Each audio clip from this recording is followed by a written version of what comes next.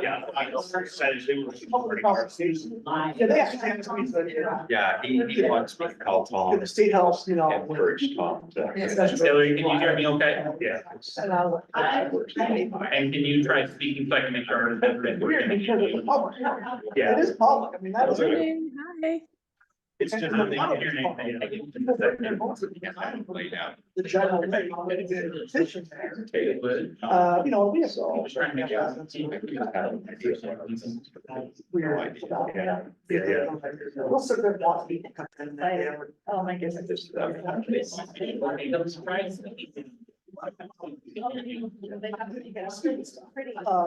Hillary, can you unmute yourself? I tried to- Sure, good morning. Hi. Hello. Board, we'll be starting in just a moment. If we could just be real quiet for a minute, I'm trying to see if the audio is working. We're having a technical difficulty. Hey, Hillary, can you try talking again? Yeah, good morning, everyone. Good morning. Now I can hear you. I'm not sure what was going on there. It's 11 PM in Just a minute. Mongolia, though. Just the pro report. I like this. There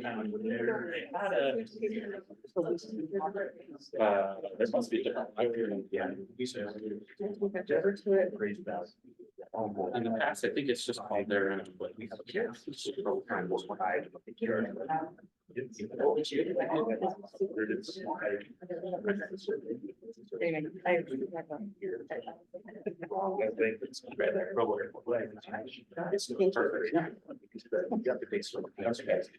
Yeah, and so some of my. It's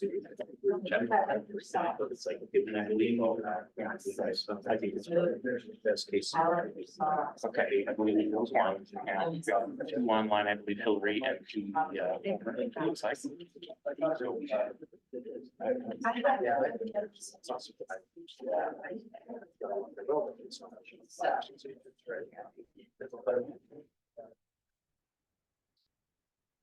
All right, we'll make a call to order here for our meeting.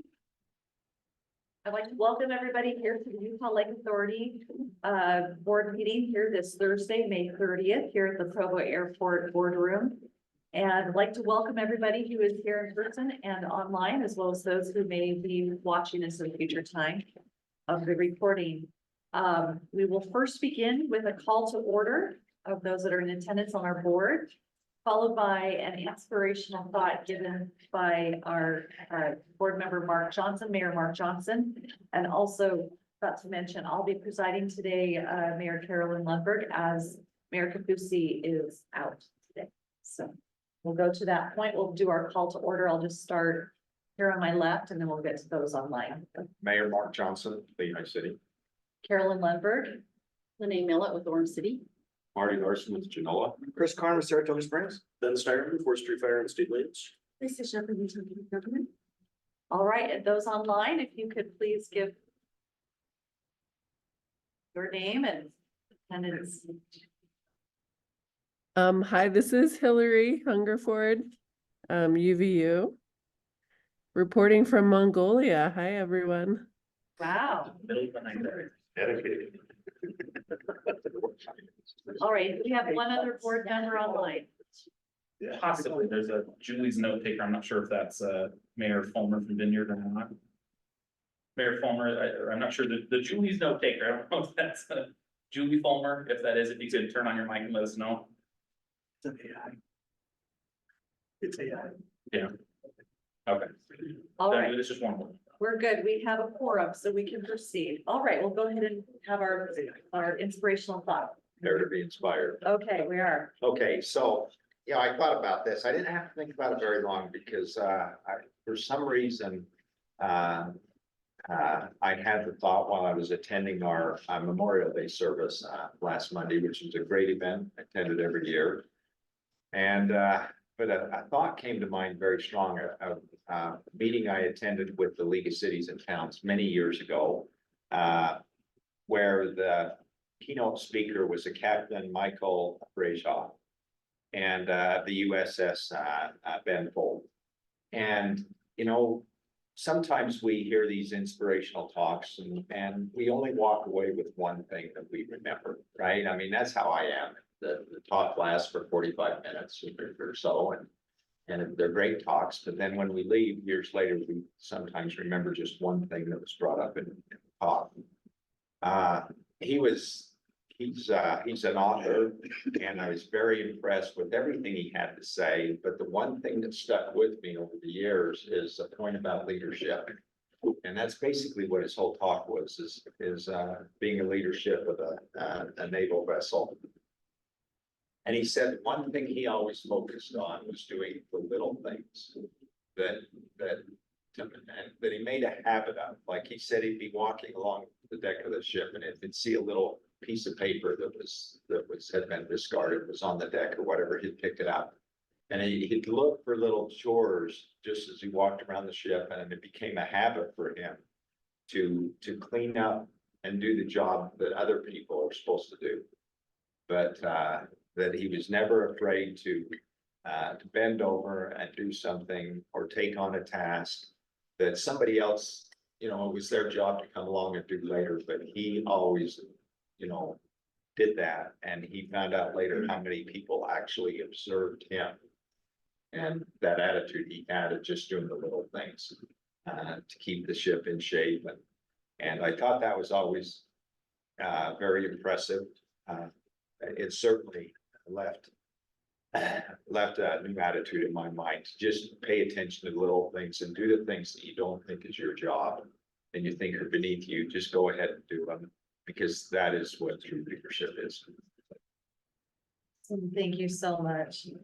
All right, we'll move on to item number 2 on the agenda. This is just an opportunity for any of the board members to have a report of any activities that they've had since our last meeting. All right, hearing none, we'll move to item number 3 on the agenda. This is the public comment section. If we have anyone who would like to address the board, have a 2-minute time per person for anything that is not currently listed on the agenda today. All right, I don't see anyone jumping up. Oh, we have one. All right. Yes, yeah, go ahead, go where you were directed so we can catch you on the microphone. Good morning, everyone. What a wonderful facility. I've not been here before. My name is Elliot Mock. I'm a volunteer organizer of outdoor events. Outdoor what? Events, great. Applicable to your situation is the Jordan River. I've led a lot of tours on the Jordan River, but I'm also a cyclist and a hiker, and we live in a wonderful area to pursue outdoor events. The Jordan River has a bad reputation for being poor quality. I'm from Salt Lake, and the Jordan River runs through the valley. So I'm here to ask anything you can possibly do to improve your water quality in Utah Lake is going to be greatly appreciated. If you're doing anything, it's not coming our way. A couple of meetings ago, I saw you discuss the possibility of engaging with the Jordan River Commission. I would encourage you to move forward on that and get your voice out there. If you're doing anything to improve water quality, let them know. As an outdoor enthusiast on the river, we would greatly appreciate improved water quality chemistry. The second thing I'd like to encourage you to do is look at the Spanish Fork River as a water trail. Some simple improvements in that water trail will allow people to go from Spanish Fork Sports Park all the way to the lake. Minimal expenditure. We need some porches around some irrigation weirs to make it possible. So I encourage you to consider that as part of your big picture recreation plans in Utah County. So that's what I have to say. Thank you for the time. Thank you so much. We do, that is one of our #1 initiatives, is getting the water quality in the lake better and better. And there's a lot happening in that. We'd love to share with you maybe at the end of the meeting, if you'd like to kind of know some of those initiatives that are happening with water quality. There's a lot going on.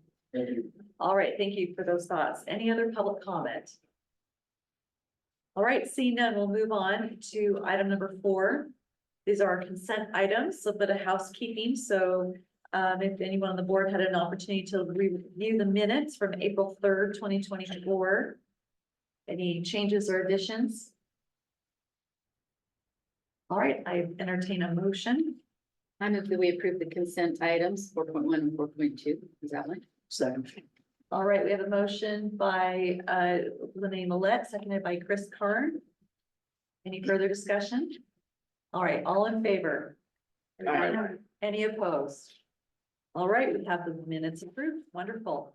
Okay, we're cruising along to item number 5. These are our staff and committee reports. So we'll start with item 5.1 and go hear from Addie Valdez.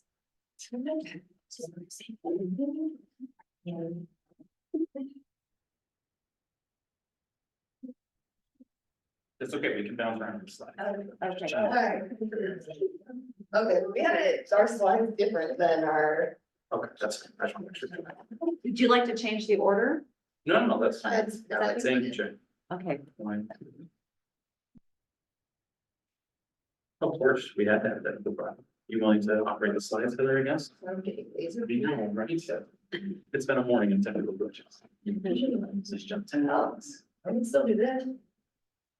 Well, there you go, you can control that. Is that me? No, I think you're on the phone. No, it's. Hold on, That's one me second, doing Claire. it. You can- Yeah, okay, it's working. Woo! We got it. Okay, so my name's Addie Valdez. Most of you guys know me by now. I've been here for over a year.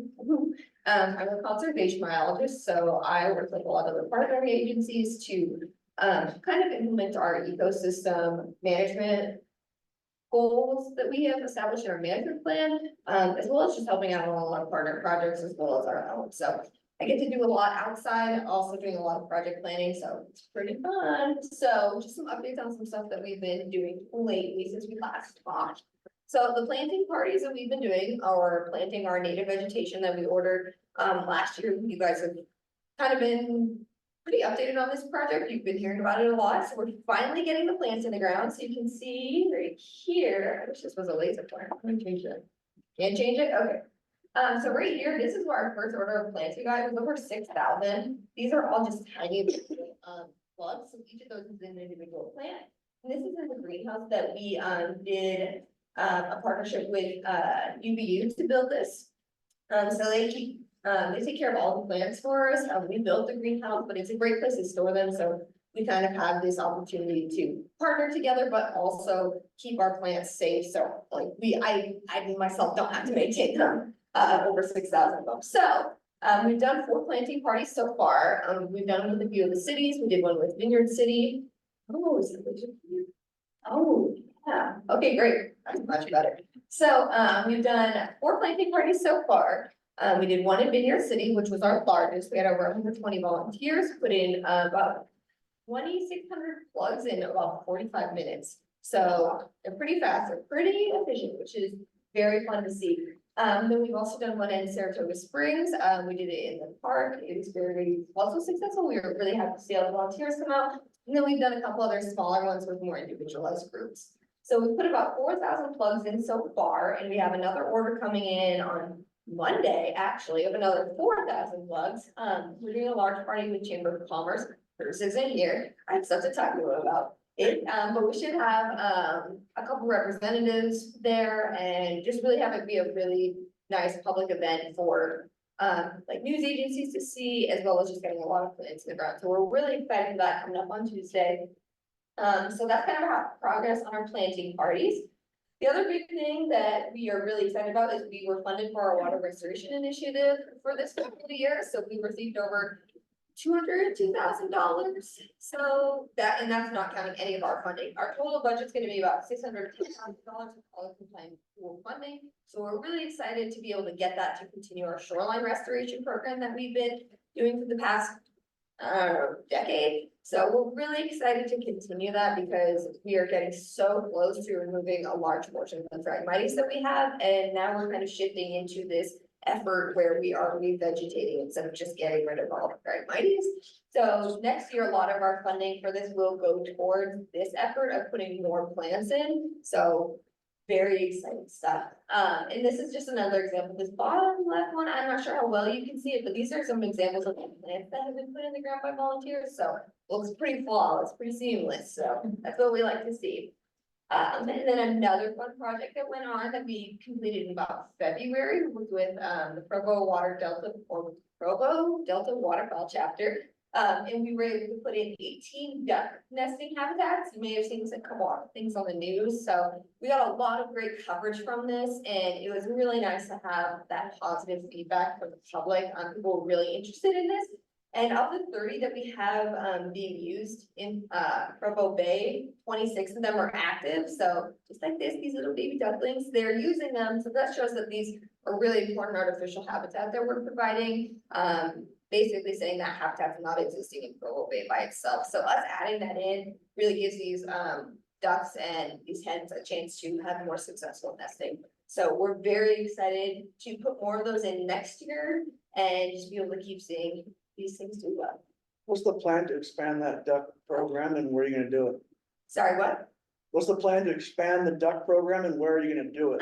Yeah, so right now, we're just working on Provo Bay because that has kind of the most concentrated like nesting habitat and it's a little bit more protected, just sheltered compared to some of the other open areas on the lake. We would love to expand in other areas. Right now, it's just been in Provo Bay because the Provo Delta Waterfowl Chapter is kind of the spearhead for that because they are all the sportsmen out there that are hunting waterfowl, but they love to be able to help the population like sustain itself because they are removing from it, but they like to be able to like still help the waterfowl and maintain that population for their own reasons, but as well for the public. So right now it's just in Provo Bay. I think next year we plan on putting some more in there because we hope to have up to 50. But I would love to see more be out in the public in some other areas that would be more like applicable. Does that answer your question? Yeah, so you really need a conservation group to help spearhead it to. It's usually just nice because they provided the main partnership. They're the ones who originally started doing it. We have just been providing funding for materials. I went out with them this year. They're a great crew. They love to do it. And I think they would be really excited to do it elsewhere. There's a lot of waterfowl chapters that, are really interested in doing it. Even like Great Salt Lake is really popular. So I think there'd be a lot of interest if we wanted to expand the effort into the rest of the areas. Like, What are you seeing from the success of your transplantation rate for your plugs? It's hard to say right now since they've just been getting put in. So it's hard to know how well they've established because I've just been putting them in the last few weeks. So we'll be able to get to see that success a little bit more this fall. We do plan to have, from our water restoration initiative funding, we are able to continue a monitoring effort that's been going on for 5 years. And we hope to implement some transects that are in these areas that we've done planting so that they can get some numbers and get some really like good hard data on how well these plugs are doing. Some areas are doing better than others. This area in the Calcasieu is going really well. It's really sheltered and protected, really moist. So it's going pretty well there, but it's hard to say right now because we just gotta wait a few months for them to grow. We're still in growing season, so we'll see. All right, any more questions on this? Cool.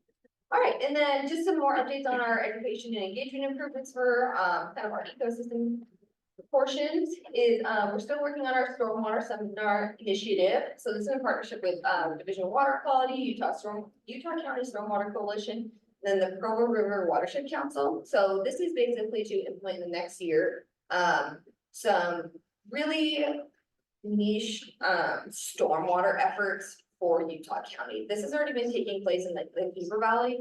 And the Provo River Watershed Council has seen a lot of success with it and a lot of like ag users and a lot of water users. Really appreciating all the information that's relevant to the practices that they implement. So we are hoping to bring that down to Utah County, make it really specific to the producers down here and really be able to get that educational information out. And so we're really looking forward to doing that, hopefully later this summer. That's still in the works with Utah County Stormwater Coalition. And then we had a really good turnout for our park boat fishing tournament that we had a couple of weeks ago. Here's a picture of myself with their banner they got. It was a little chilly to say the least. So it wasn't the biggest fishery weekend. Like they didn't pull a ton of carp because it was really cloudy, it was a little murky, a little stormy. So they're really hoping to do another one next year, hopefully better weather and make it a regular thing. But it was still really fun and there were so many anglers out there who were really excited to be out on the water and be part of this tournament. So it was a really fun experience getting people. Cool. Our fourth grade field trips went really well this year. I think we saw over 1,400 students. I had full classes every single time, and it's, again, really great to be able to educate our youth about Utah Lake and what it's about, not just that you can like boat and have fun on it, but also that there's a lot of things that they don't get to see every day that are happening that are still really important to happen in their lives. So, and then also with our plantings, we've been having a lot of fun kind of using that as an educational resource to tell people about Phragmites, because most people are coming just saying, let's put plants in the ground, but they don't know why. So really using that as an opportunity to talk to them about our Phragmites removal efforts and why what we're doing in these plantings are so important. We actually had Caroline Bleach, I don't know if you guys know her, she is running for US Senate for Utah. She actually showed up to our Saratoga Springs planting, and so we got some really good PR from that. So we were really excited to have her. I didn't know who she was until the very end, so I was really excited to have her and get some really good coverage out there. And then recently we also started a Russian olive removal project. This is pretty small scale, but it's at Vineyard. They just did it yesterday, actually. They're hoping to kind of move that continually down the shoreline, year to year. And so that's something that we'd love to continue to see on the rest of the lake. It does take time though. You have to like take it slow so you're not destroying all of the habitat all at once. But it's really good to be able to open up the shoreline and be able to have the public view that in a positive way. And then also we mentioned the Spanish board. He was talking about that. I have been working with the Department of Ag, Food and Division of Water Quality that hopefully we're gonna be working with some of their projects and producers to be able to provide a little bit of funding possibly in the future for the projects that we have implemented near the Spanish Fork so that we can work towards kind of cleaning up the Spanish Fork and letting it be to more of its kind of previous state where it's not so. We get a lot of complaints about it, so we're really hoping to improve it, improve like the ag practices that are around it so that it can be seen in more of a positive light. So that is about all I have for updates. I know that was kind of a lot going on, a lot of different things, but spring is a busy time and it's fun to be outside and do all these projects and work with all our partners. So gotta thank all you guys because you guys all make it happen. So if no one has any questions, I will leave it at that, but yeah. Yeah. So I went and visited, I don't know the names very good, but the sewer treatment plant over here, Oh. Linden, whatever. Went and toured that. I saw all the efforts they went to put clean water back in the lake. TSSD. Yeah, and you could probably drink it. I didn't try it. It was really clean. Sure. You know, and I went and saw some of those things. And then I see the Spanish Fork River. We had the 2018 fires. Yeah. And last year they hauled just out of the water they're irrigating, not the water coming into the lake. 80,000 tons of silt that comes down from the mountains. So I see your ducks and this and that, the money we put in and something like that, and the clean water and stuff like that.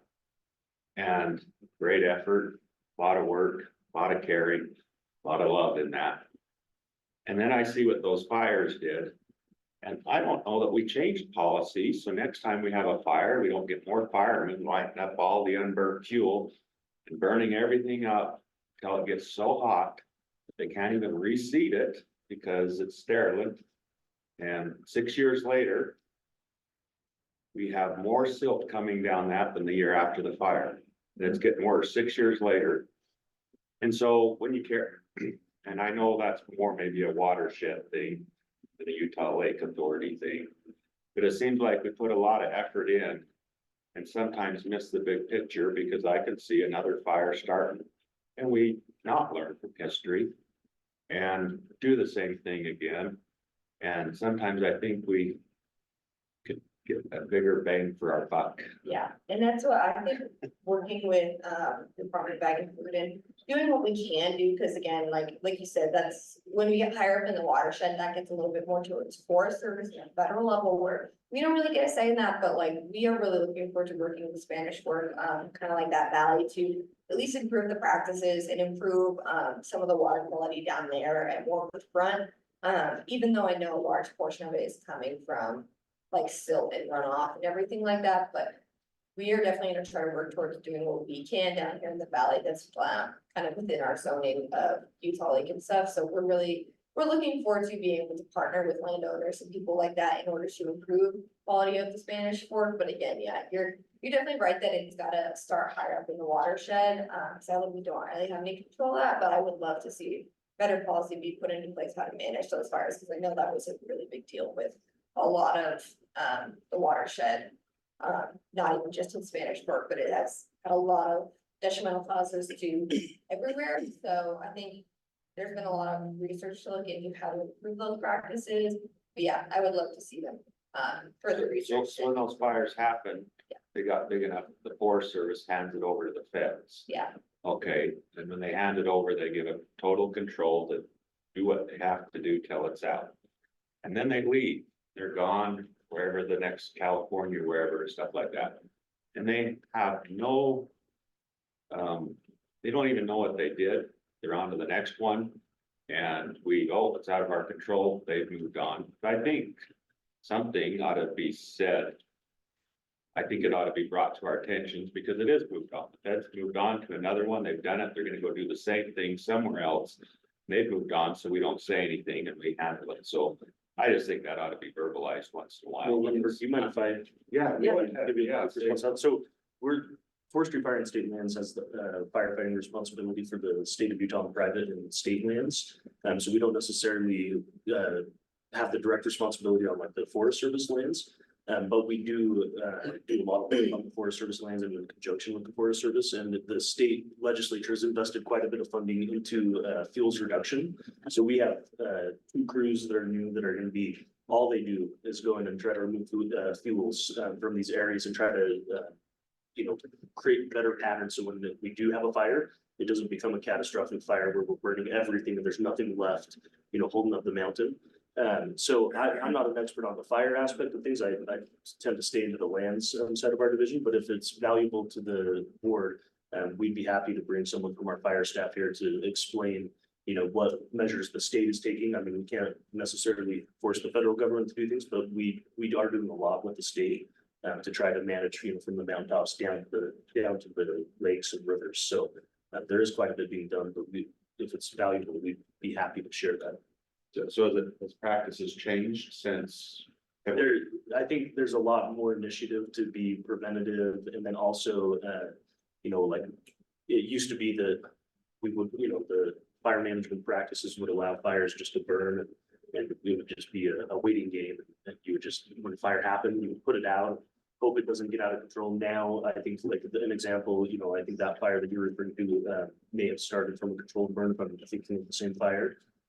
But I do believe that there's an effort to be more preemptive and try to remove those fuels and sometimes even burn when the conditions are right and it can't get out of control, and we can, burn it in a time when we don't have those, catastrophic fires that burn everything. We could get just the, your story that you're maybe looking for, or do some thinning of those forests. So things have improved a lot. We're learning a lot about, the watershed and its connectivity to the lake. But again, not my area of expertise, but we have a lot of folks within our division that can really speak to this, that can, or if you'd like to reach out, or I can connect you if you'd like to get a little information on that. Thank you. Thank you, Ben. Yeah, go ahead. So you brought up the thing on the Russian olives and removing some of those. Yeah. What do you do to sustain the removal of those? Because they're just so invasive, they just keep coming They back. do, they're really good at being invasive, they're very good at their job. So usually the best management practices that have been established, both at the state and federal level is, kind of like what, just taking the vineyard example, usually you use a small crew, you're going through and you're cutting stumps. So you cut them in 15 minutes, within 15 minutes, you have to get glyphosate with dye in it, and like paint it on the stump. And that will usually kill it over a year, but there will be usually regrowth, not necessarily from that stump, but elsewhere. So usually just having really good maintenance of that area, working in small areas at a time usually works the best. So that you can manage that area. If you go too widespread, you're not gonna be able to cover as much, but removing like small saplings is always good. You can handle those. So kind of just making it a multi-year adaptive plan. So for example, maybe they started in a small area from Sunset Beach Park. They're probably removing 20 medium, small to medium, getting large trees. So they're treating all of those. gonna wait for any grow back in the fall, then they'll go back, cut and retreat. Probably if it grows at all, cut the next top 4 inches off, look for any saplings, remove those. And then in the next year, move down the shoreline a little bit, cut about 20 something trees. It's like full day work, it takes a while, for the crew, and then do the same thing. So you can kind of move section to section to section, and that usually works pretty well. But just getting a manageable site for your crew, and being able to kind of maintain that spring and fall usually is the best way to keep them removed. But once you get them out and you start clearing the other areas, it's a lot easier to maintain. Like the North Shore has been pretty successful at removing a lot of brush and olive, and they use that same kind of practice, and it worked well. But yeah. Just to add to that real quick, we'll be talking about committees a little later in my report, but Addie will be overseeing our vegetation work group. And one of their first steps is gonna be developing a vegetation management plan for the lake, and we'll be integrating these kinds of things so that it's a well-developed and organized effort and not just haphazard. But in the meantime, they're testing out some areas and starting some. Great, all right, thank you, Addie. We will move. Okay, we'll move on to Anna Hall, who is our communications and outreach coordinator.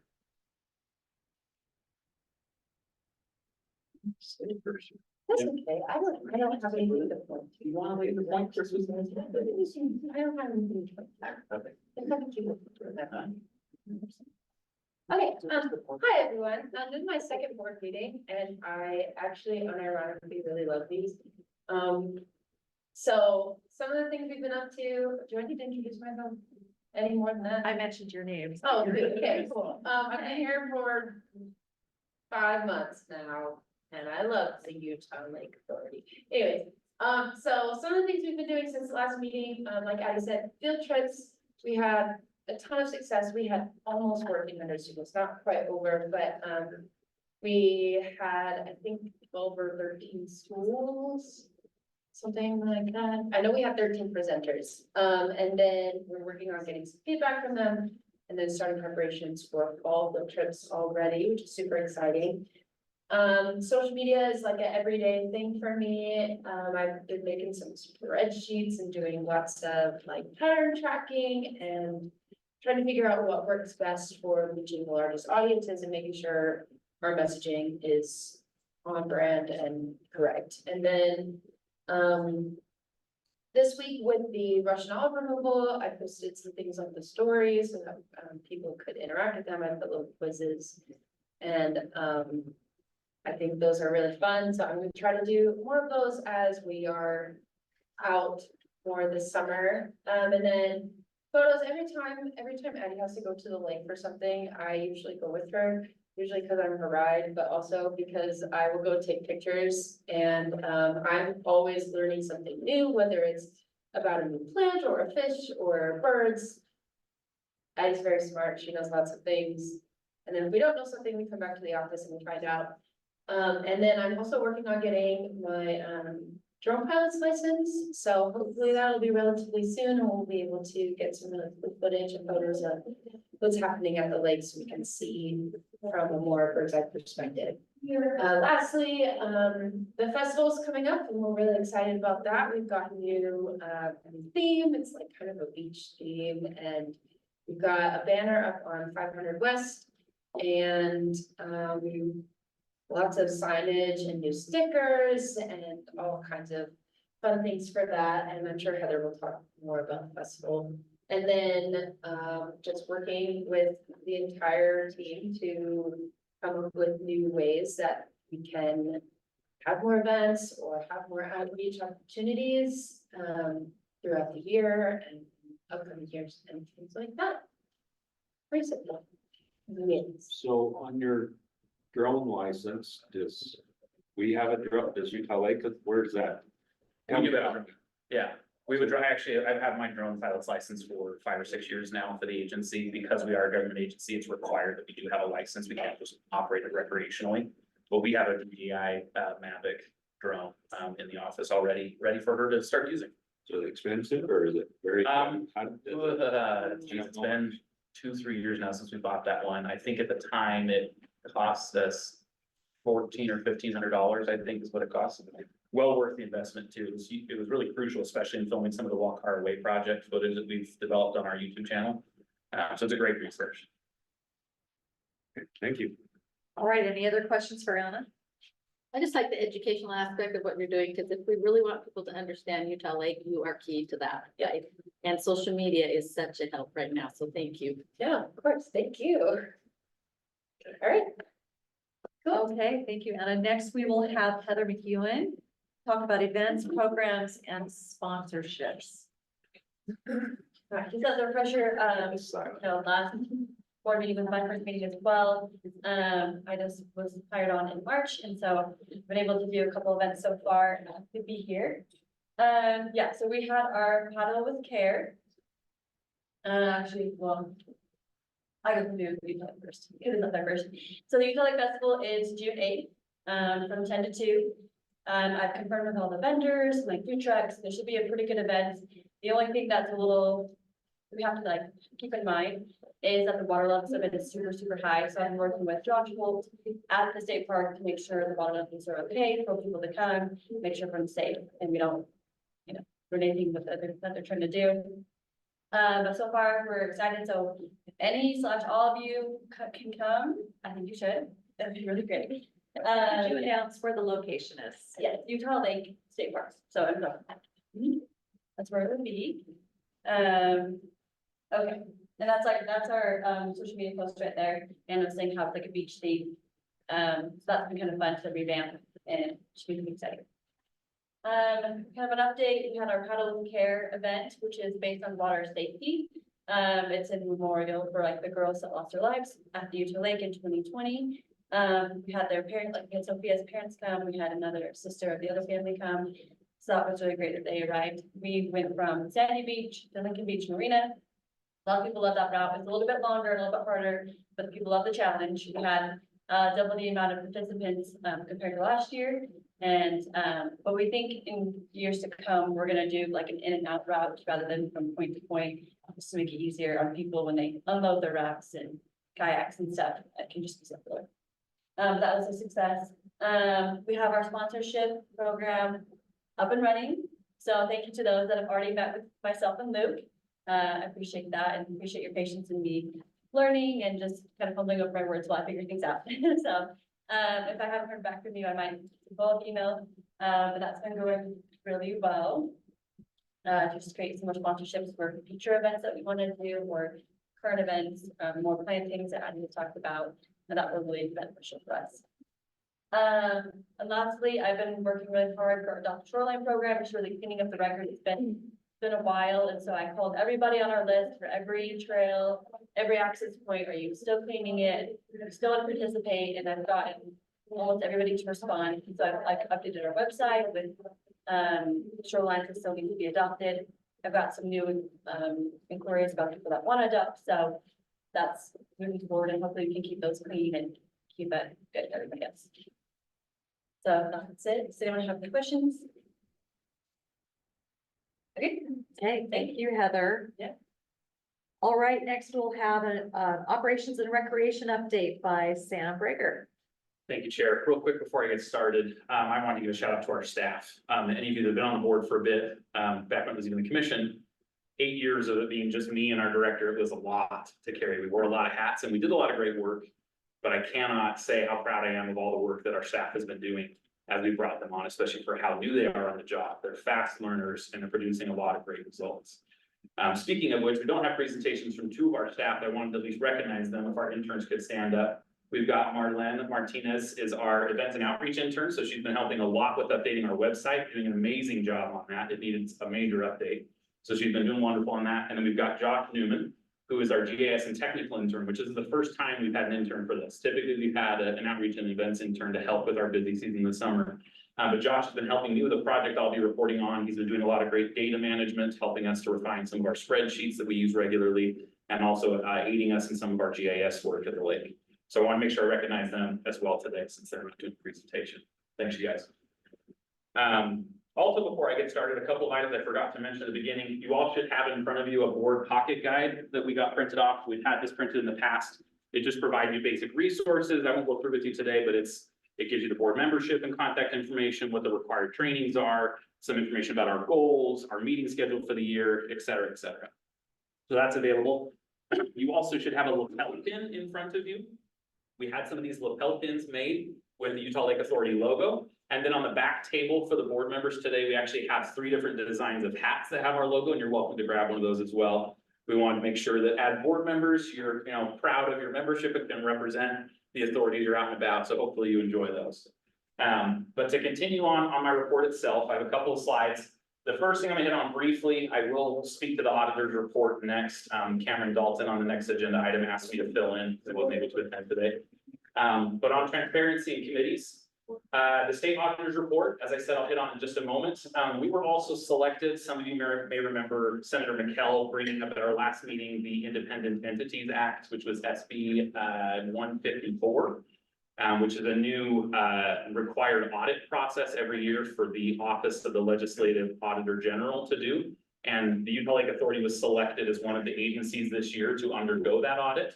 We've begun that process already. Their staff has been very helpful. They know that this is the first time doing it and they're new at this and we're new at it. So we're working really well together with their office on completing that audit. It's pretty straightforward. There are 4 tools that we have to fill out. One is just a self-assessment of our governance that our staff will fill out. And then there's a couple other checklists we have to go through. The main reason I wanted to bring it up though is because of the board skills matrix. So I will send an email out to the board later today. One of the items is we have to submit our board members' skill sets and their levels of experience in order to demonstrate hopefully good governance and oversight in those areas. So I have a Google form ready that I will email out to the board that has all of the skill sets that they're interested in, like accounting, finance, a variety, it's a whole list of maybe 10 or 12 things. And then there is an other option. So if you want to input an additional skill that you have, we can add additional skills to that. But I think in the email, I state, if you could get it back to us, I think by next Wednesday, just giving you a week to submit those, we'll include those in that audit. The deadline for the audit is the 30th of June, but I don't know about you, I don't like to come in right at the end procrastinating. We'd like to get this done as soon as we can and demonstrate our willingness to participate in the process. As far as committees go, as I mentioned, the vegetation work group is one of those with Addie. We have several other committees we're starting on. Our audit committee we formed all the way back in January. So the audit committee was able to review that report. As I mentioned, Cameron's not here, he's the chair of that, but I'll include that in my report in a moment. Our planning work group, we launched and had our first meeting. This is basically one representative from all of the main organizations that either have some kind of project going on at the lake that's large scale or a study or plan being developed. And we had a great meeting, just kind of trying to collaborate to make sure that we're working well collaboratively and not duplicating each other's work.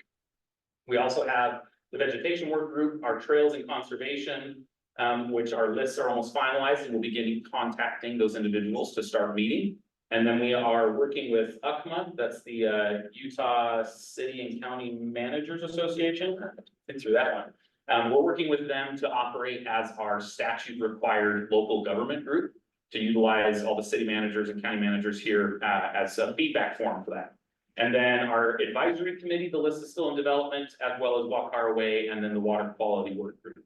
So those are in process. On grants and projects and plans, we have launched our small grants program.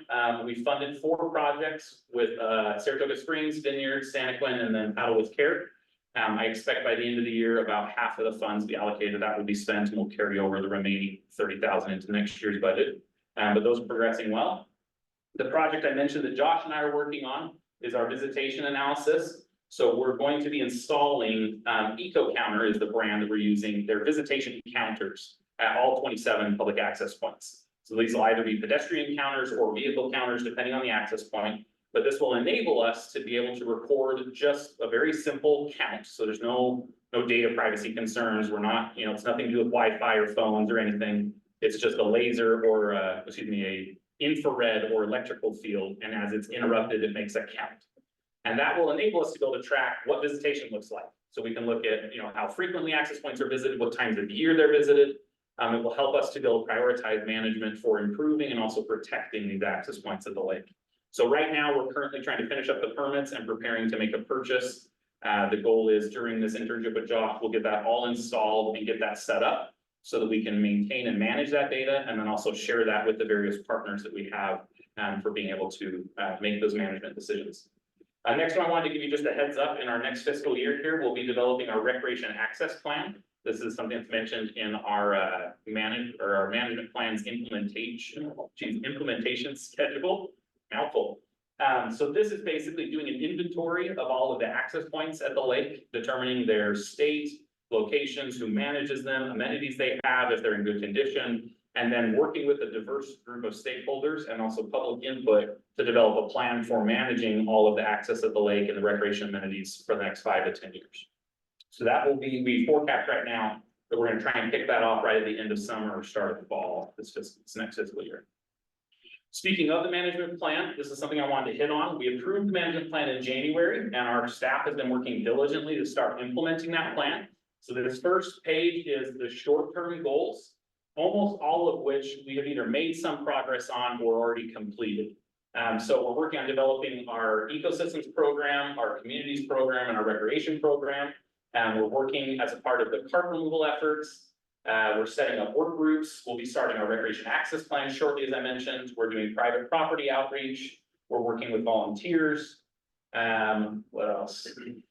There's new opportunities for public feedback that are going to be developed. So we're basically hitting on all cylinders on these short-term goals. I think we're making great progress. And in fact, so much so that I included, there's even a couple of our midterm goals that are forecasting out to fiscal year 27 and future that we've already begun on as well. So Addie is starting up our vegetation work group because once we started, we realized we need that a little bit sooner than originally forecasted. We're researching the idea of a research grant program right now to see if that's something that could be implemented at the lake. We're well involved with the June Sucker Recovery Program and in discussions about how to help continue not only support them, but also seek additional funding for that effort. We had a team of interns this last semester at BYU that actually developed a permit guide for small businesses so that we have it as a resource to let them know who they need to talk to about what kinds of permits, when, and how much it costs so that they can be better prepared in those discussions so that we can attract more businesses to offer amenities and services at the lake. Anna is working on developing our curriculum for our field trips about the lake's ecosystem and other elements. We're pursuing in partnership with UVU, we're working on the idea of the Nature Center. And then we're working with Curtis Blair with the Chamber of Commerce on developing our small business symposium. So I'm proud to say that I think we're well ahead of the game on our implementation schedule, and we hope to keep up that pace moving forward. Real quick before we jump to Luke, can you open up the PDF of the state auditor's report? So You have a grant writer. So we don't have one employee specifically dedicated to grant writing. As far as our applications for grants, we parse them out according to what their area is. So for instance, Addie, congratulations to her for securing our WRI grant of $202,000. Luke's been working on some federal funding with his expertise there. And then we kind of parse out the different grants. We actually just had a planning meeting with our staff earlier this week to start discussion on, okay, next fiscal year, which grants do we want to go out and seek? And that's working well for you then. It's worked pretty well. I think Luke and I have discussed that eventually we'd like to have somebody on staff that specifically is in charge of grant writing solely and maybe some other duties. But I think that's coming in the future. Yeah, we just saw in Moore City, we hired a grant writer and saw significant improvement in our grants. I appreciate the comment. And again, I had Luke as well, when he came and said, I know grants, but we need a grant writer. So we'll get there. We'd love to have somebody on staff. I wanted to transition to the next agenda point real quick before I hand off to Luke.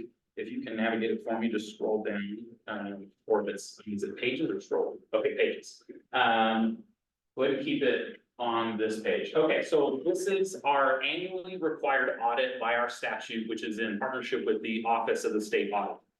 So they just completed this report, end of March. It was just after our board meeting.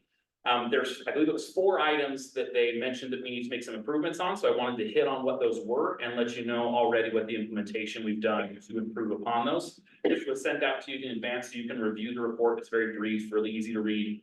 But I wanted to hit on, number 1, they did 15 disbursements. So 15 purchases that we made, they reviewed them to make sure that there was proper procedure for those.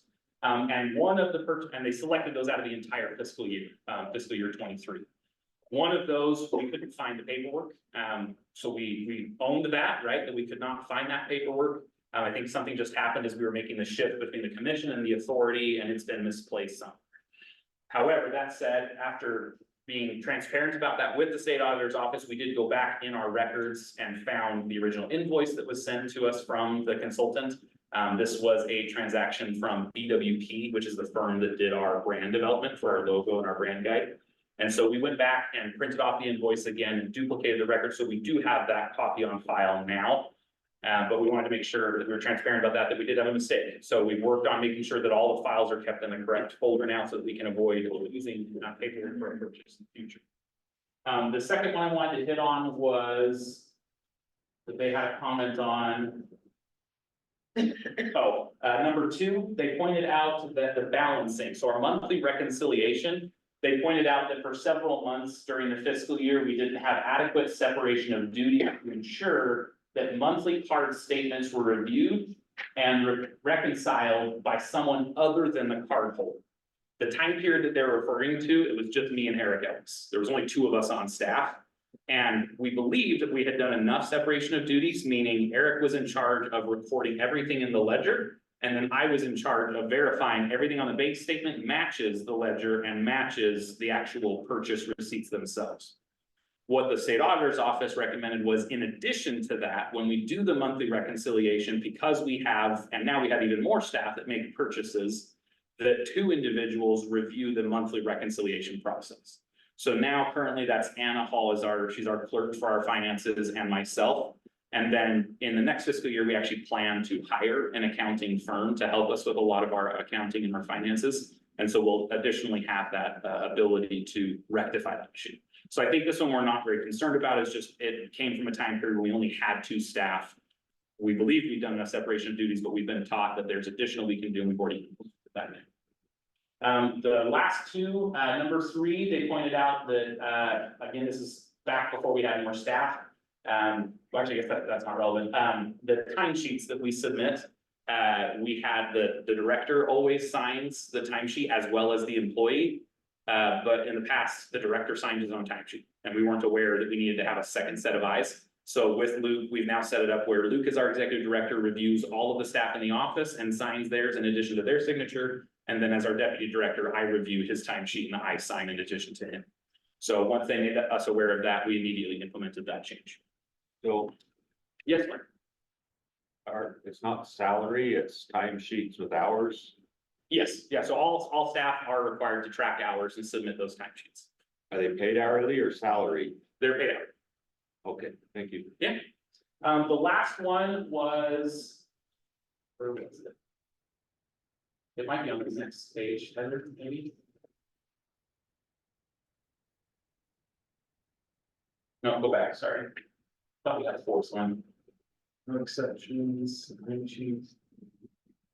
1, 2.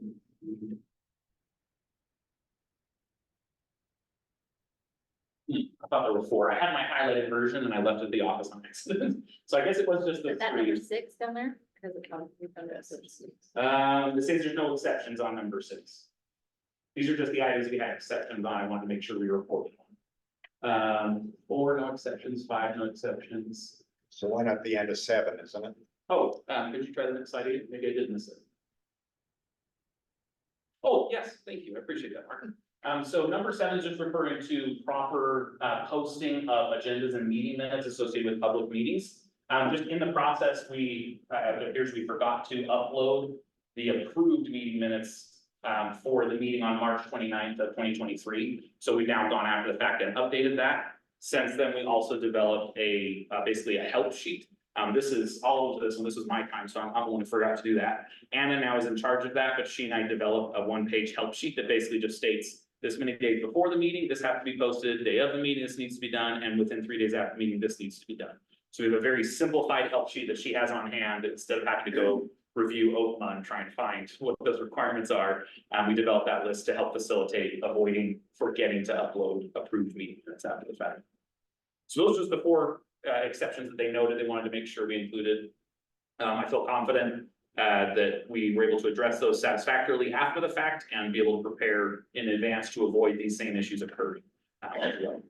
Were there any questions from the board on the audit? Again, it was sent out to you in advance. You're welcome to review the report. If you do have questions afterwards, I'm happy to answer via email or phone call as well.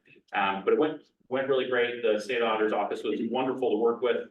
We look forward to working with them on our annual audit, come this fall is when we'll be doing our next audit. Okay. Thank you, Sam. It's great to hear about all those committees and work groups and just the great engagement that's coming from all sorts of the public and partners and stakeholders. And also good job with finding our P's and Q's and making sure that everything, we have good processes and transparency. Thank you so much. We'll next have a report by the Executive Director, Luke Peterson. Okay. I'm gonna start with two things. I echo Sam said, really grateful for our terrific staff and all the work that they do. Sam included, who really keeps me on track. And then second, I think most of you are aware, but I got myself a concussion over the weekend. And so if I slip a mental gear, Sam's supposed to just jump in, okay? It has happened. So if I start babbling incoherently, please forgive me, I guess. This, the big button should have been beeps instead. Try to click. Okay, so I just want to talk about a few things in my report today. We've been doing a lot of work putting out RFPs so that we can really chip away at the work in our management plan. And we've got several RFPs out right now. But we have ordered a couple and I wanted to just talk about them briefly. So along with the trackers that Sam was talking about that are helping us to understand how many people are actually visiting the lake, we are trying to fill in the rest of our picture about the lake, how it's used, how it's perceived by the public. So we've contracted with a market research firm, Zoco, out of Park City. And they are going to, over the course of the summer, they'll be doing surveys, focus groups, interviews, etc.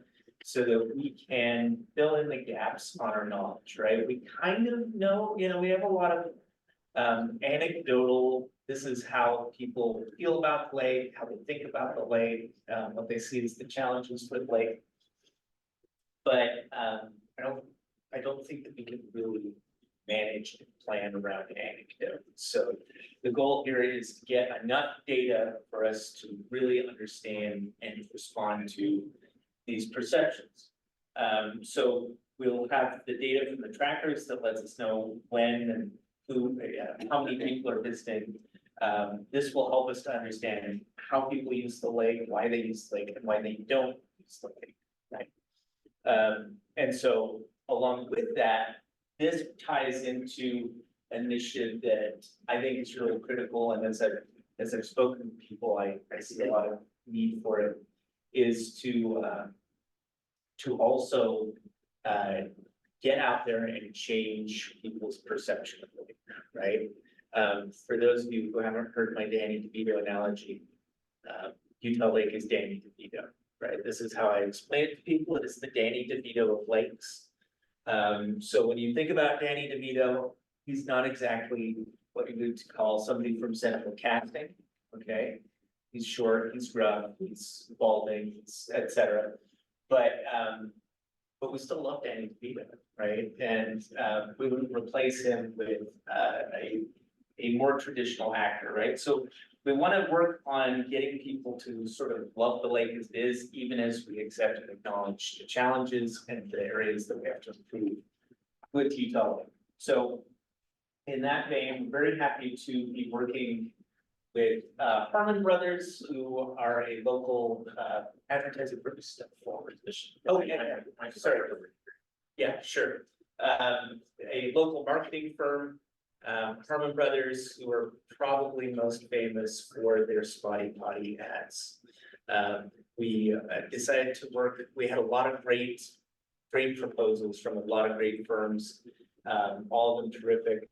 But the Herman Brothers stood out to us because of their ability to really strike a tone that resonates with people, to create advertising that has a strong potential to go viral, and to really lean into the fun aspects of the product. So we're really excited to be working with them. This coupled with the market research will lead to an advertising campaign for next spring. And so we're looking forward to that. Those are just a couple of the items that have been funded recently or that we've awarded contracts on recently. And then I just wanted to talk about federal funding a little bit here as well.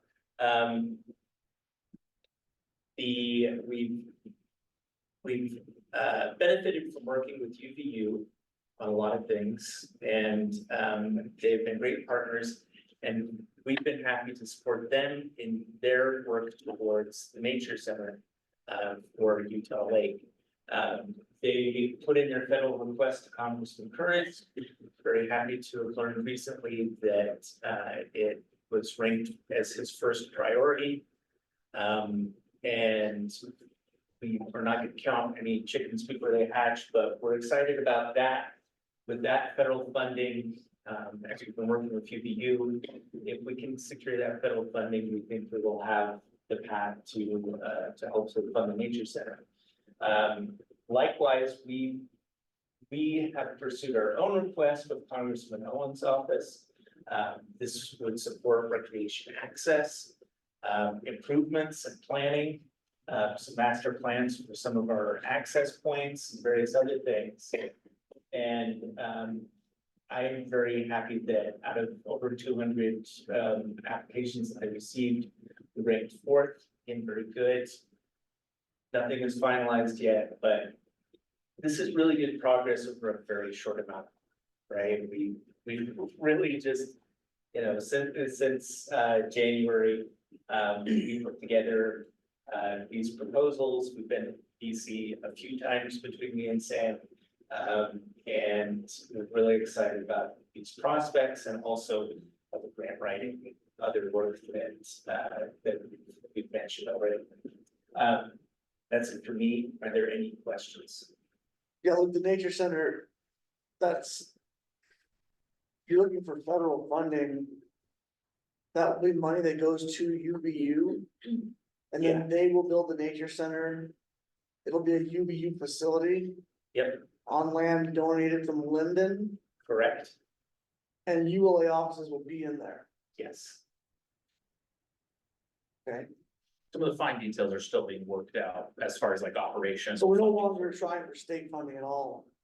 No, So, yeah, we may need to utilize state funding. That whole part is in process. UVU is, they may have the funding to take care of the building themselves.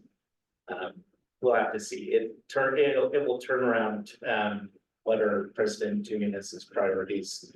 But we may have to go pursue some state funding for it. We may not. We're not really sure at this point, but things are looking good. When does the Fed determine their funding timelines? Well, normally, it should be determined. However, it's a fun year, so with the dysfunction in Congress, we don't want to know. The process, like the application process, was extremely delayed, just getting the applications, it was very delayed this year. So does that funding have to get attached to some bill somewhere? No, Okay, no, this is the, what is it called? They have it Community development earmarked. Fund. Yeah. so there's already money out there, it just has to be appropriated for this. Yes. And what's Owens working on? What's the recreation access? So, it's got a few pieces to it. We are, we asked for funding to help us do some master planning for, Lincoln Beach and Knowles and Sandy Beach. To do, access improvement at Tower Point, our new one. And then also to help with the North Marina. Okay. Any other questions? Okay, thank you. All right. That concludes item number 5 on the agenda. So we'll move now to agenda item number 6. And these are some presentations that we're going to be having, and we'll car away. I think we'll need to post. We're gonna have to move into the next. All right, let's see. Sure. Okay, so the Mr. Holloway is not here to do that presentation on Wakara, so that leads us to Ben Starman with FSSL. Sure, I'm happy to give my update, or I can wait till Jake is here. Or whenever was you all it would sort of prefer. something that you need Oh, I to think outside? they're connected, but Kind I'd be of paired, but if you did want to talk about the RFP. Yeah, sure. So I guess we've talked about this a little bit before, some of the, I guess, hair that's on the Wakara Way project. There's some ownership disputes that have arisen. So the state had appropriated some funding to do this Wakara Way trail, and originally it was thought that there was some private land that was involved with it. But as we started to work through the process, it turned out that the private land was also claimed by the Bureau of Reclamation. And so the landowners in the Bureau of Reclamation have, I suppose, disagreed about who owns that land. And so Forestry, Fire and State Lands has been working to try to help broker a deal, because I think the Bureau of Reclamation has indicated that they'd be willing to donate that land to the state. But we do want to make sure that we're not just inheriting a big lawsuit by accepting that donation. So what we have attempted to do is try to align and find out where everybody has common goals and how we can move the project forward. Because I think that the general consensus among the landowners is they want some conservation, public access, and a lot of the same things that the Utah Lake Authority and Forestry, Fire and State Lands would also like to see. So we've been working on that, but so far haven't been incredibly successful to get like signed documents and things. So Luke is actually working on an RFP right now. I don't know where we're at, but hopefully have some proposals that we can rank and award a contract to have a facilitator come in and basically do some conflict resolution and see if we can get some alignment and some decisions, some contracts done, hopefully by September 1st. So we can decide whether we need to reallocate some of those funds or not. I don't think we will. If we can't come to consensus, we won't give up on the project. It just, we would probably be looking at maybe other uses of those funds, so we're not sitting on those for too long. So that's, Luke, I don't know if you have anything else to add to that. Yeah, no, just that RFP for the facilitator closes on June 5th. June 5th, okay, perfect. So we're excited to get that underway, and I think we're gonna have some good success. I really do think there's enough alignment with the landowners, the Bureau of Reclamation, and the state that we can all find a way to move the project forward, but we're crossing our fingers and holding our breath to make sure that happens. Wonderful. Thank you for that. Mary update. Lindbergh, do you mind if I have a go back on my, when you opened up the board updates? Sure. Thank you. I Yes, appreciate nice to that. share. I had one other RFP that was important that we had to put out just recently, but the Utah Lake study that was appropriated this last session for a $1.5 million. We put that out last week, and the RFP will close on June 25th. So we'll be working with the Utah Lake Authority and several other interested parties, water quality with their water quality study and other folks to try to find a good balance of folks to review those proposals. But the goal of that is really focused on water quality. That's one of the main priorities. But knowing the invasive vegetation, carp removal, reestablishing submerged aquatic vegetation, all those things kind of play into the whole restoration of Utah Lake. So that's what we focused on, but the legislation was really clear on the objectives of the study. So really, we kind of just mimicked the legislation and put that out there to see what proposals we could get, what creative ideas we could muster up. So anyway, just wanted to let the board know if you have any really good contractors that you want to send our way, it's open now. They can until the 25th of June. Yes. Okay, great. Thank you so much. Any questions for Ben? Okay, we'll move on to item 6.2. This is some fun open acts and training, Open and Public Meetings Act training by our ULA attorney, Paula. Thank you. Hi, my name is Paula Ferber, and I'm an Assistant Attorney General working with the Utah Lake Authority. I'm here this morning to talk about the Open Public Meetings Act. I know most of you have probably heard this presentation several times, but public bodies are required to have annual training on the Open Public Meetings Act found in Utah Code 52-4. I'll try to keep it short today, but we have some new things that passed in the recent legislative session. I'll give you an overview of the things that are most applicable to the Utah Lake Authority, but if you have questions, reach out to Luke or Sam or to me and we can work through those. The goal of the Open Public Meetings Act is really to do four things. First, to give proper notice of the meetings, to provide a way for public to attend, to transact business in an open and transparent manner, and to keep good records. So notice all takes place through the Utah Lake Authority, through Sam and Anna, and so we don't have to worry too much about that.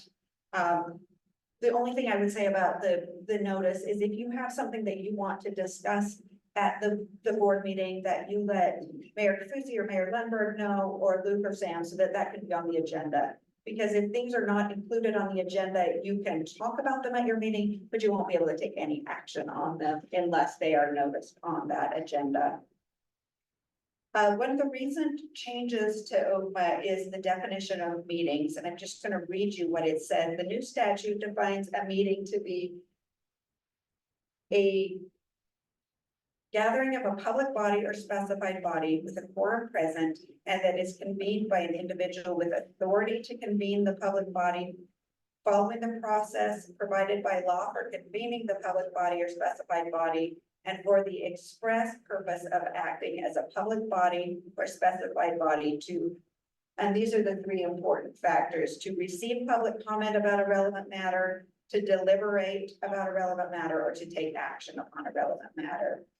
So that's just a little bit of a change from how that was defined before. So we just always want to make sure that we have our meetings properly noticed, so that everything is taking place in open meetings, so that the public has the chance to participate.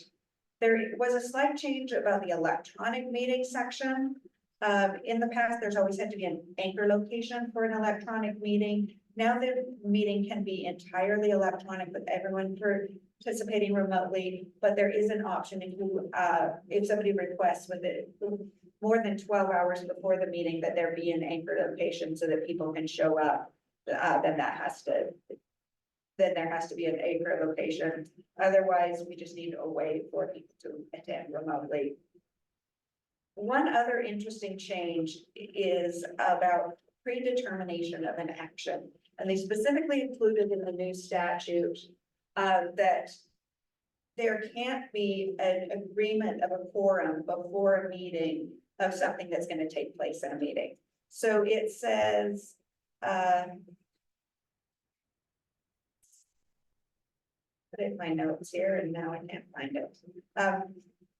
Individuals constituting a quorum may not act together outside a meeting in a concerted and deliberate way to predetermine an action to be taken by the body at a meeting on a relevant matter.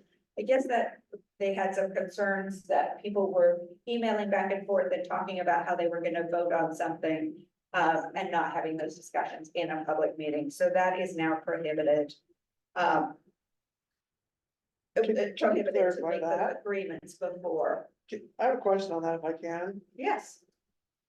Are you saying that if we're gonna have an action at a meeting, I can't call Ben and talk about it and then call Mayor Johnson and talk about it and then call Lene and talk about it individually, or we can't do it as a group? I think you can't do it as a group, and it's my understanding that you can't talk to Ben and say, okay, let's vote this way, and then talk to Mayor Lundberg and say, let's vote this way, and talk to Lene and say, let's vote, and make an agreement on what's gonna happen at the meeting. You could discuss it, but anything deliberating, or if a quorum's gonna vote on it.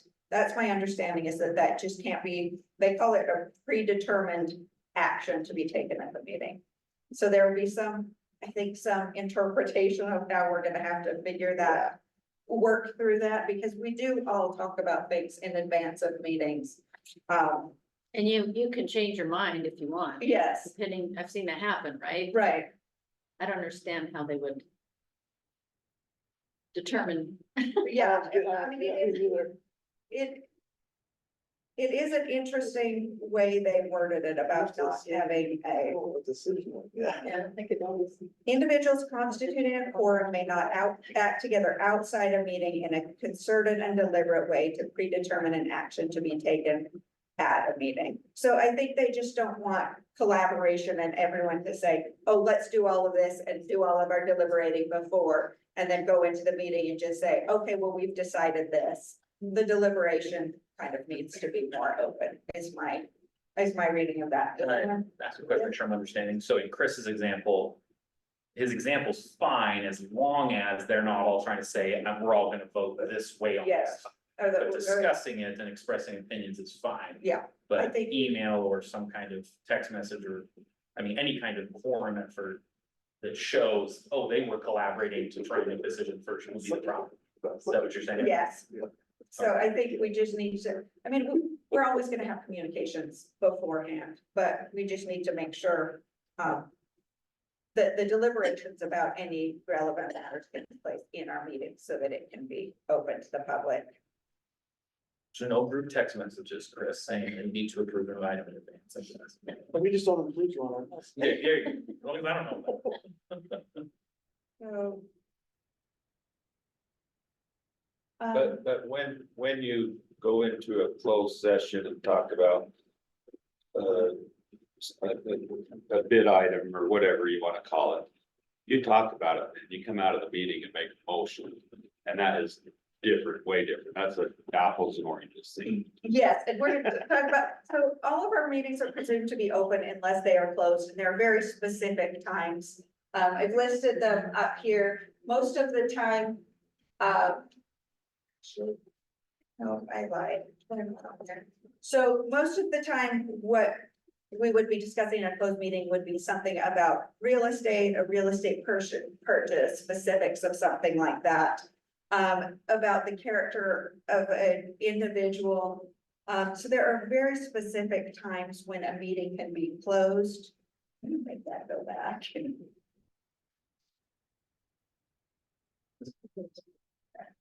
So in order to close a meeting, there must be a quorum present and 2/3 of the voting members must vote to close the meeting. And it has to be closed for a specific purpose. We always on our agenda have a notice that the meeting may be closed in case something comes up, and it lists all of the things. The ones that would typically come up for us are discussing a purchase of real estate, that's come up in the past, or discussing the character and fitness of a person that may need to be in a closed meeting. The chair has to announce the reason the meeting is being closed, where the location of the closed meeting will be, and the names of who voted to close it. And then there has to be a recording of that closed meeting unless it is to talk about an health or of an individual, and then that can be done by affidavit. But most of the time that closed meeting will be recorded. And then nothing could happen in the closed, nothing could be voted on in the closed meeting except a vote to close the closed session, reopen the meeting, and then anything would need to be voted on in the public meeting.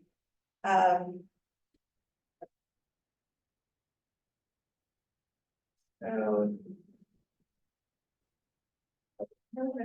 The biggest takeaways are that it's the easiest way to violate the Open and Public Meetings Act is by taking an action outside a duly called meeting or by closing a meeting that should be open. So to avoid this, we need to just make sure we only take action during a notice governing board meeting or other noticed meeting, and that we take votes by roll call whenever meetings are held electronically so that it's easier to keep track of what everyone's voting on. It's important that we don't conduct ULA business at social gatherings or during site visits. We want to keep those social and focused on learning and wait until there's a noticed governing board meeting to discuss and vote on things. While it's allowing public attendance and public comment is important, the governing board can remove an individual from a meeting if they disrupt the meeting such that the meeting is seriously compromised. And when there are questions that arise, please come and talk to us, but just keep in mind that we want to make sure that our meetings are properly noticed, that the public has the ability to attend.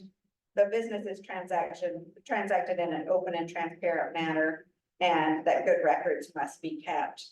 And as things come up, please reach out to us, reach out to Sam or Luke or to me if you want to discuss any of these issues. And we've had them come up in the past where we've had to talk about when to close a meeting and what that's going to happen, but feel free to reach out and we're happy to answer any questions or look into them when you have the answers. Thank you. Thank you, Paula. Any further questions for Paula? Okay, Oh, sorry. we're good.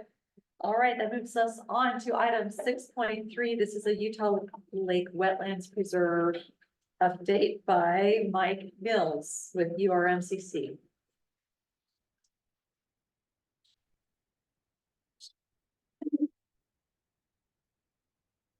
All right, well, thank you for this opportunity. I appreciate Luke and Sam inviting me to just give a brief update on the Utah Lake Wetlands Preserve. Wait for a second as the slides come up, that this is essentially a wetland protection area that we've established down on the south end of Utah Lake. It's divided into 2 units. I don't know the later, if I have it right here. No worries. I have a separate one. Perfect. Essentially the Goshen unit, which takes up much of the south end of Utah Lake, including the southern portion of Goshen Bay. And then the Benjamin unit, which is located west of Spanish Fort. It kind of stretches from Lincoln Beach all the way over to the Spanish Fork River. And this is essentially managed as a wildlife refuge. Get into some of the details. It's connected back to the Central Utah Project, our big water project that brings water over from the Colorado River Basin here to the Wasatch Front to help support really our population center. The Central Utah Project Completion Act was passed in 1992, and many of you are probably familiar with that, and provided funding in order to complete the Central Utah Project, and then also established mitigation requirements for the Central Utah Project. And one of those mitigation requirements was to preserve a large block of wildlife habitat on the southern shores of Utah Lake. And this act defined the boundaries of the Utah Lake Wetlands Preserve just between the 2 units, defined a total of 22,000 acres that could be incorporated into the preserve. Our agency, the Utah Reclamation Mitigation and Conservation Commission, or this Mitigation Commission for short, we were charged with establishing this preserve and started acquiring land back in 1995. All the land's been acquired on a willing seller basis. In between the 2 units, you know, we've been more successful in land acquisition in the Benjamin unit than we have been in the Goshen unit. And to date, over the past almost 30 years, we've acquired about 7,500 acres of land between the 2 parcels. If you combine that with the surrounding public land that's within those 2 boundaries, that's managed by DLN, Forestry Fire and State Lands, some reclamation, withdrawn lands. The total acreage is about just over 15,500 acres between the 2 units. The way we manage this is we really work in partnership with the state, with the Division of Wildlife Resources. We fund 2 personnel that work out on the wetland preserve, and then we also fund all the operations and management like weed control, fence maintenance, establishment of walk-in access points, wetland restoration, planting, all kinds of activities that take place out there. One of the reasons I'm here today to kind of update on what's going on at the wetland preserve is we're nearing the point where things are going to change pretty significantly, at least administratively. We have long had the goal that at some point we would transfer this land to the state of Utah for ongoing management. In 2021, we completed a comprehensive management plan in working in partnership with the state. And then in 2022, completed an environmental assessment to fulfill the NEPA requirements to adopt that management plan and also outline the transfer of these acres to the state of Utah. They will be continued to be managed really as following this comprehensive management plan. And the purpose is, really straightforward. In the earliest versions of the Central Utah Project Completion Act, it called for the Fish and Wildlife Service to come out and establish a national wildlife refuge in this area. Based on a lot of feedback, a lot of discussions, the preferred method was to have our agency move forward with acquiring and building the preserve, and then long-term management being turned over to the state of Utah. But it is essentially managed as a wildlife refuge. It supports largely bird watching, duck hunting, people going out walking dogs, really just a whole variety of wildlife based recreation. Our manager out here, Dave Lee, he hosts an education day each year where fourth grade students from Goshen, Genola, San Quinn, Basin come out. It's really essentially like 3 hours, kind of touring the preserve and getting an up close look at things, they dissect owl pellets, things like that. But as land use changes out in this area and we see more suburban development, I also think the aspects of recreation that happen on the preserve will change too, as it becomes maybe more a haven for just people seeking an opportunity to engage in wildlife, whereas currently it is largely based on hunting and fishing. And with that, I'll go ahead and if there are any questions, I'd be happy to take them, but I do recognize we still have a lot to cover. Yeah. Where it says willing buyer and seller, how do you come across a price on wetlands? I guess you could farm it or graze it, or I don't know what your competition is. How do you do a price discovery on that? So we do an appraisal. It's a federal appraisal that is a tedious process, but it takes comparable sales from hopefully in a similar area that we compared land up next to the Great Salt Lake, really all over the Wasatch Front to try to come to an appraised price. And then it's a negotiation with the landowners. Very rarely have we gone above appraised value.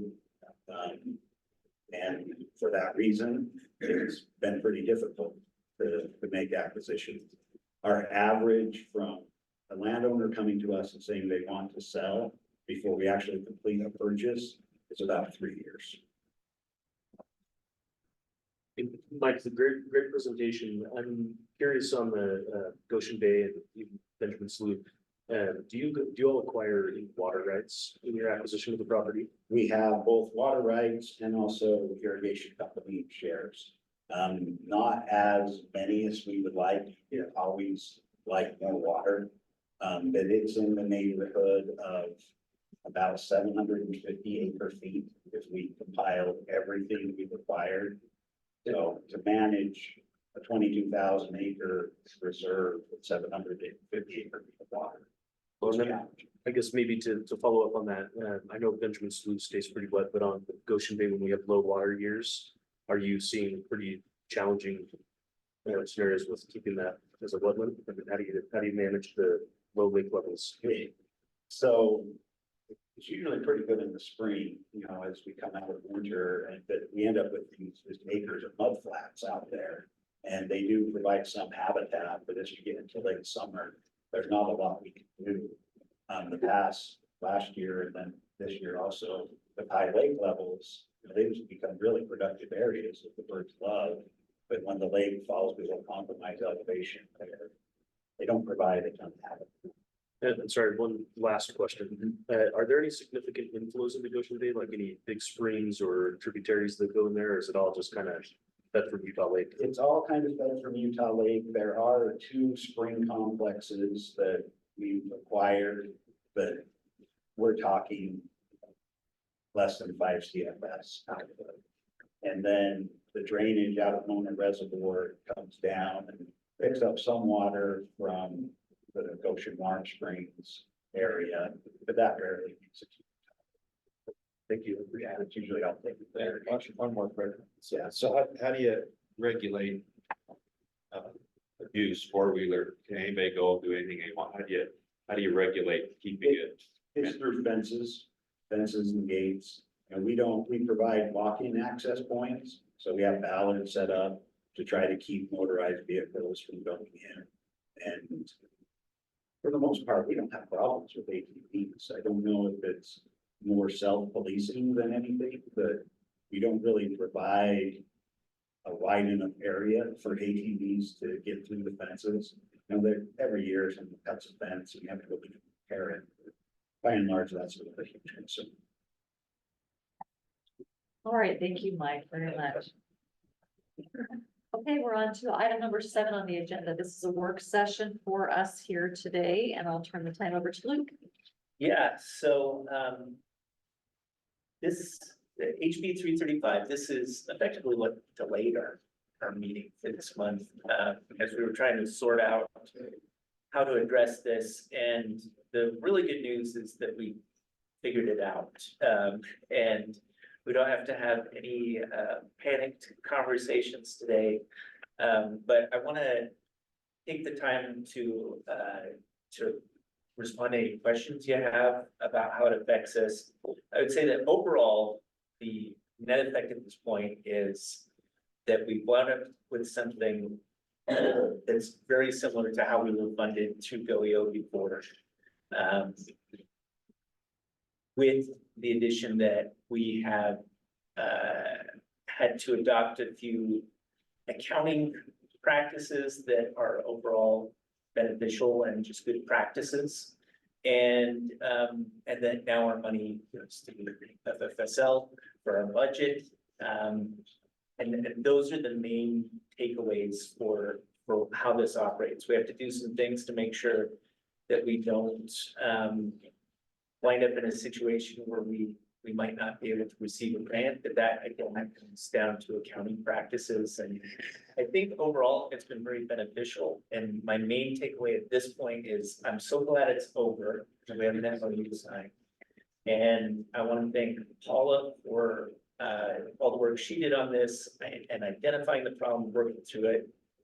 And especially to Ben and Jamie, who were just really great partners and wanted to help us throughout in sorting this out and figuring out how we get our funding for next year. So they've been terrific. And yeah, I don't know if you want to add anything, Ben. Yeah, just for those that aren't familiar with HB 335, it did have some requirements about how the state can issue money through grants that made it, it really changed a lot of the practices, and it'll fundamentally change the way we expend all of our grants. And I think it'll probably trickle into the Utah Lake Authority on how they expend grants as well. I think it gives some good oversight, but it does create some challenges in scenarios where we have pass-through funding like we did with Utah Lake Authority that weren't specifically addressed there. But like Luke said, I think we have a really good process. It's transparent, and I think it'll result in just better stewardship of the funds. And should be good moving forward. But I'm also happy to answer questions if anybody has any about the bill. Yeah, one of the big concerns was not getting our allocation up front, but then having to treat it like a grant. And so hopefully, you know. So maybe I can quickly speak to that. Via the bill, we were able to provide 90% of the funding up front, but we had to have kind of a detailed budget breakdown. And so forecasting that was important because the authority has the ability to put it into an interest-bearing account. So I think it would have been a big loss not to be able to provide that money up front. But there are some other aspects like, you know, your comment about not being able to use that funding to match for other funding. I think the specific language in there says that it can't be, you know, utilized for more or less for the same purpose. And I think that's really a good call from the state legislature to say, like, you can't go get this state grant or this state grant and use them for the same thing and to be substantially for the same purpose. So what it's saying is, like, if Luke's going to charge his time to the grant, that comes out of this fund, and maybe for the same project, he's using another grant for the materials and things. So it just segregates those funds into like the specific purposes, but I think they can be used for projects that have similar goals and outcomes. So we'll just have to be diligent about planning for the money and specifying how they get used. But it's good oversight, I think. Yeah, it prevents that double dipping, and federal grants have always done this. So yeah, it's a move towards some of the controls that you see in federal grants without the gnarliness of dealing with federal grant. So yeah, it's good. Well, good. So it alleviates just the July 1 new fiscal year having operational capital to work with. So thank you very much for that work. So we have further discussion, I guess, about expending the remaining legislative appropriation funds or. Yes, I can speak to that. So this is not our ongoing appropriation. This is, actually, it's a combination of two one-time appropriations. One, I believe, was in fiscal year 23, and then one in fiscal year 24. These were one-time appropriations. Yes, so just make yourselves indicative or engorge you, whatever word we want to use for your Harry Potter fan. So there's, the one in 23 was referred to a little bit bigger still, referred to as, shoreline enhancements. That's the one on the left column or the middle column, and the right column is the, Utah Lake improvements, which is the FY 24 appropriations. I forget what the original dollar amount was for each of these, but this is the remaining funds that are left currently. We pulled together a proposal and ran this past Ben, and he's on board with it, but we wanted to just bring it up in front of the board and let you know what our plan is, see if there's any comments you have on it. But there's by no means, there's no action or vote needed on this. So as you can see on there, it totals out to, oh geez, my eyesight's not that good anymore. I'm gonna look on the laptop. Just shy of 2.5 million total is what we're talking about. And there are 6 projects mentioned on there that would be happening in I would say the near future, definitely within hopefully this calendar year, if we can get all of them done, if not the next 2 calendar years. So the first being that visitation analysis project. So that's securing the counter equipment to be able to do that at the lake, implementing those 27 counters. The next one down is the largest line item with 2 million for mitigation and conservation. So this we've maintained the same. This was the dollars that under Eric Ellis, our previous director, we talked with FSL about using this to acquire land for the mitigation bank that we plan to do. And although that particular idea has been halted, we're still planning on using those funds for whichever solution we pursue. As you've heard from us previously, we've been looking into a fee and loop program. We've also been talking with the Mitigation Commission about a potential partnership there and some other ideas. So we wanted to preserve that 2 million for that purpose. The remaining items, we've foreseen a need for a lake-wide signage plan at the lake. So this is developing consistently branded, sized, and located signs for trails and access points of the lake. So this will be a collaborative effort developing those signs with the various cities, with FFSL, our agency, and others. So that there's agreement and consistency for people who are visiting the lake. So there would be 130,000 we've allocated for that. The next one down is the recreation access plan that I already mentioned previously. And then below that, there's a few access points that we did improvements on the roads this spring.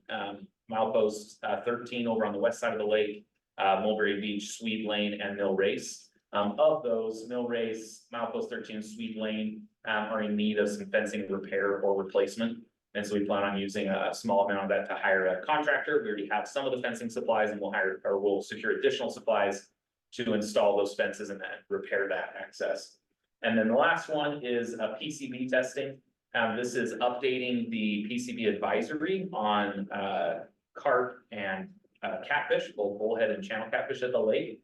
We've been discussing with the Division of Water Quality to help fund covering the lab fees for getting new monitoring done to update that study. We've been told there's a possibility. I believe there was a study done recently that indicated that those advisories might not be needed anymore, but the sampling process was not followed appropriately to DWQ standards.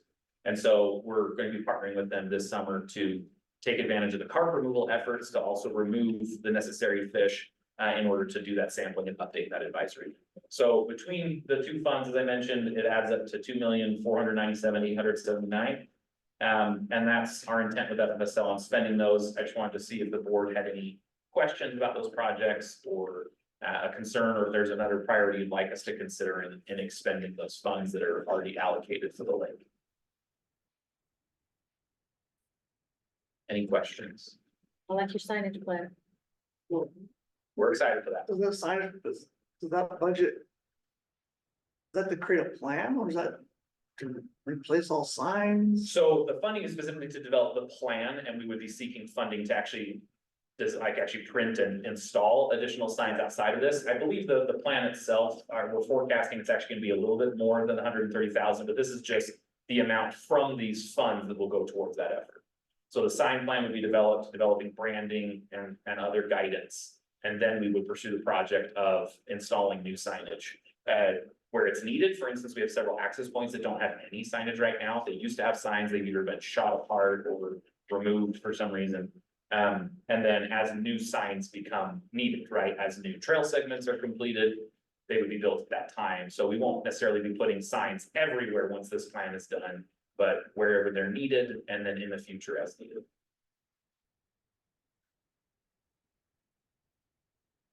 Right? All right, thank you, Sam. All right, so that completes item number 7. So item number 8 on the agenda, this is a public hearing, discussion and action. So I would entertain the motion to open a public hearing. So Second. Okay, we have a motion by Mayor Johnson, seconded by Lisa Shepherd. All in favor to open a public hearing? Okay, we are now in a public hearing and we'll turn this presentation and discussion over to Luke. All right, general fund first, then. Sounds good. Okay, yeah, I sent all of you, yeah, just one. Okay, so, big enough, sure.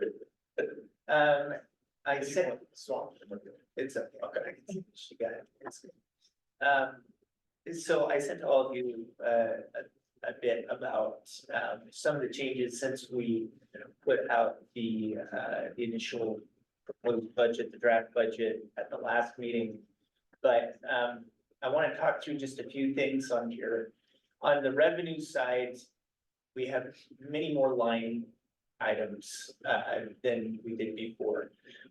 Before, under ULC, a lot of things were just lumped into a category called other.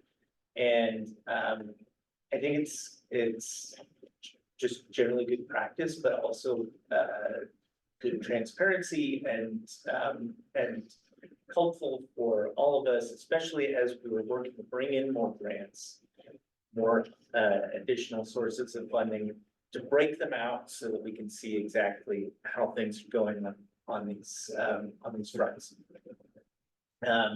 It does complicate some things in the sense of, we don't know exactly how much to expect, say, on grants this year. But we will find out, right? So we'll adjust it as we go. But that is on the revenue side. If you could scroll down. Yeah, sales tax as well, our colossal income from sales tax. We have the world's strangest and least productive sales tax district. But it's there, and so we felt it should be broken out and given its own line on budget. And then on the expense side, a few items to know. We had to update benefits because we sorted out exactly what my benefits cost as a tier 1 employee. That was kind of a mystery for a while. So we've updated that. Several items we've updated based on the fact that we have more employees than we had before. So that has affected things like mileage and office supplies, food and meals, travel, etc. And then as far as going down to 5,100, insurance has increased as we discovered that we were underinsured. Is that the best way to put it, Sam? Yeah, we found out the special events we run were not covered under our general liability policy because we don't utilize our own facilities, because we use other third-party facilities. We need additional insurance to make sure those are covered. So that consulting services has gone up in part just as we have expected new grant income, and as we've got greater clarity about what it is that we're going to be working on in the next year. Let's see what else. We bumped up Utah Lake Festival and Symposium. We are planning, I thought I would talk about it here rather than in my previous presentation. We did our Utah Lake Symposium last year. It was great symposium. I attended it as a citizen. I barely kept up as a non-scientist. It's a great symposium for a technical crowd. This year, we're going to do it again, but we're also going to host more, a symposium that's geared more towards policymakers and a lay audience in partnership with the Herbert Institute EBU. So we'll have something for everybody, basically. But that increases, school outreach has increased because we are doing a program with ARPA.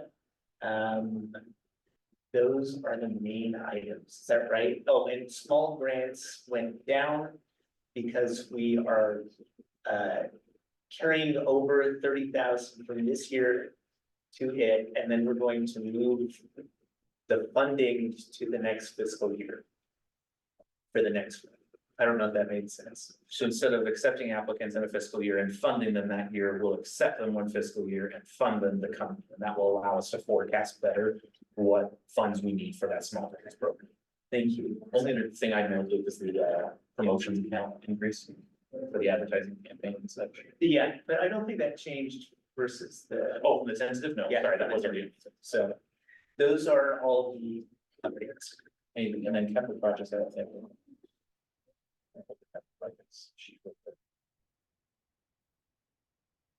I don't think we made any Yeah, changes, right? we haven't changed the capital. We have available if you want to review it, but Yeah, no it's changes. the same as the tentatives that you looked at our last meeting. So. Any questions or comments?